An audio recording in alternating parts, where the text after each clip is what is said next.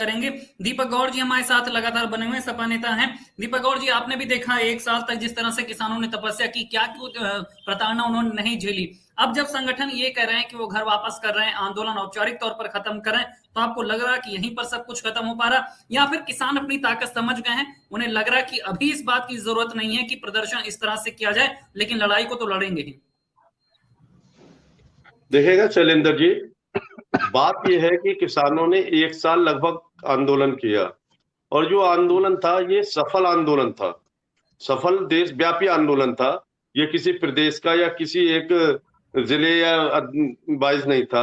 और मैं आपको एक बात और बता दूं, आप ये समझ लीजिएगा कि जैसे ये आंदोलन हुआ है, इससे सरकार ही नहीं बल्कि देश का एक एक नागरिक जागरूक हुआ है इस आंदोलन से। और उनको ये लगा, उनको अपनी ताकत का, जो आम नागरिक है उससे अपनी ताकत का भी एहसास हुआ है कि हमारी भी कुछ ताकत है। जो वोट डालने का अधिकार रखता है उसकी ताकत है, जो इस देश में रहने वाला है, जो भारतीय है, हिंदुस्तानी, उसकी ताकत है। तो वो उस ताकत को समझने लगा है। ये आंदोलन खत्म जरूर हुआ है, लेकिन ये आंदोलन अपने पीछे एक ऐसी छाप छोड़ गया है कि हर प्रत्येक नागरिक के अंदर, हर एक इंसान के अंदर एक नव चेतना जागृत हुई है कि हम अपनी बात को, अगर सही प्लेटफॉर्म पर हमारी बात सही है, तो वो चाहे कितनी भी क्रूर सरकार हो, कितनी भी तानाशाही सरकार हो, उसको वो बात माननी पड़ेगी। दूसरी बात, ये आंदोलन खत्म होना, आंदोलन हमेशा खत्म नहीं करेंगे। ये सिर्फ एक, आपने देखा जो दो कदम की दूरी बताते थे, एक मिस्ड कॉल की दूरी बताते थे, वहां तक पहुंचने पहुंचते प्रधानमंत्री जी को 1 साल लग गई, पूरा 1 वर्ष लग गया। कैसे लग गया ये वो जानते होंगे, किस तरीके से लगा। लेकिन 1 साल की दूरी तय करने के बाद ये माने, तो अब अगर कोई ये कहे कि किसानों की बात मान ली, कि किसानों की बातों को रख लिया, किसानों की बात को समझ गए, बात आज भी नहीं समझे।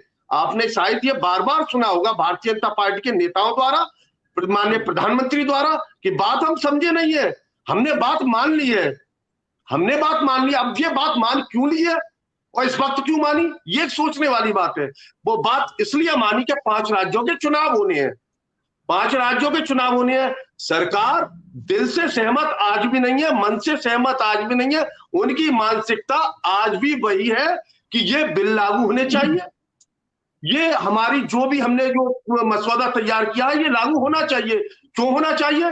क्योंकि इनकी जो जैसे बताते हैं, टिकैत जी बताते आए हैं, पतियों से जो बातचीत हो गई है इनकी, जिस तरीके से इनके कमिटमेंट है, वो कमिटमेंट इनको उनसे तोड़ने पड़ रहे हैं।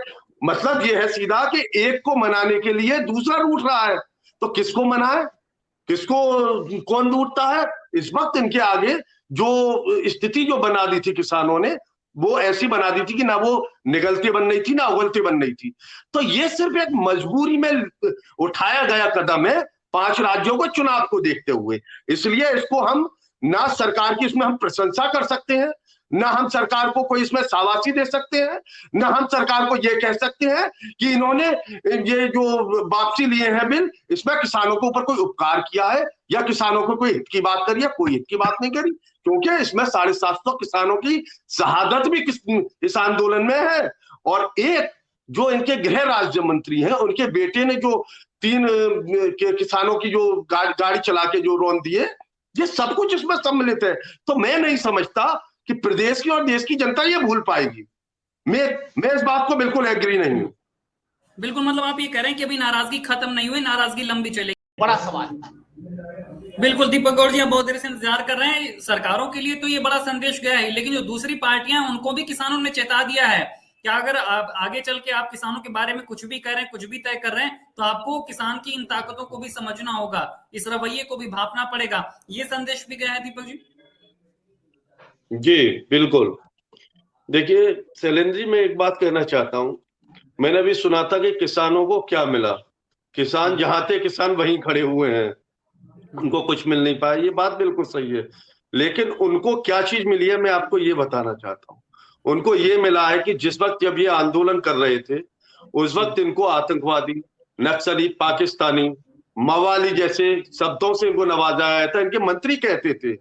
आज इनके जो आका हैं, इनके प्रधानमंत्री ने खुद आके जब एक साल बाद ये माना, एक साल बाद कि किसान है ये, और मैं इनको समझा नहीं पाया, मुझसे गलती हुई है, मैं इनसे माफी मांगता हूं।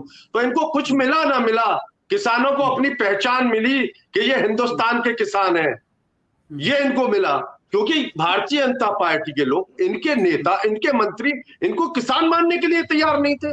और जब किसान मानने के लिए तैयार नहीं थे तो आपको शायद नहीं पता, एक बार को तो ये उस आंदोलन को इस तरीके का बनाने के लिए उतारू थे कि वहां पे वो षड्यंत्र कर दिए गए थे कि इनको आतंकवादी बना देते, राकेश टिकैत जी को हत्यारा बना देते। ये बिल्कुल सही बात है जो ये उन्होंने बोला था कि इनको मिला क्या, इनको अपनी पहचान मिली, और ये पहचान मिल गई। ये सबसे बड़ी चीज मिली कि किसानों को खुद प्रधानमंत्री ने बोल दिया कि ये किसान हैं, ये मान लिया एक साल बाद। दूसरी चीज, अगर ये आज अगर दीपक जी, मेरा सवाल ये है कि जो लड़ाई किसानों ने लड़ी, जो हक की बात किसानों ने यहाँ पर स्थापित की, ये काम तो अपोजिशन का होना चाहिए ना। अगर आप कानून खराब बनाए, सरकारों को ये बताना काम किसका है? अपोजिशन का है। अपने कानून को वापस कराने के लिए किसानों को उतरना पड़ा। मैं तो कह रहा हूँ विपक्ष की बहुत बड़ी हार है। जो बात किसान एक साल में मनवा पाए, वो बात आप समझा ही नहीं पाए सरकार को।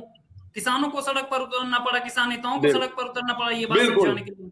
बिल्कुल शैलेंद्र जी, हम लोग सदन से लेके, जहां हमारी संख्या बल क्या है, सदन में हमारी संख्या कितनी है, हम अपनी संख्या के आधार पर, अपनी संख्या की ताकत पर हमेशा कहते रहे, लेकिन हमारी सुनने के लिए क्या ये सरकार जो भारतीय जनता पार्टी के प्रदेश और देश में है, क्या ये हमारी बात को सुनने के लिए तैयार थी?